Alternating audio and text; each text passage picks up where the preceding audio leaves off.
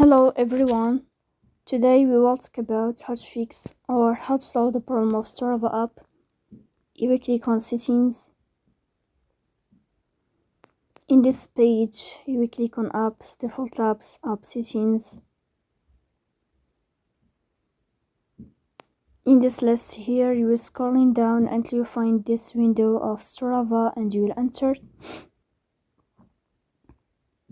In this page of app info, you will click on first stop and you will click OK. Here you will enter to the window of storage. Then we click on clear cache. Here you will turn on your airplane mode and you will turn off your airplane mode again to fix that problem. So that's all. Don't forget to support us by like and subscribe. See you next time and thank you for your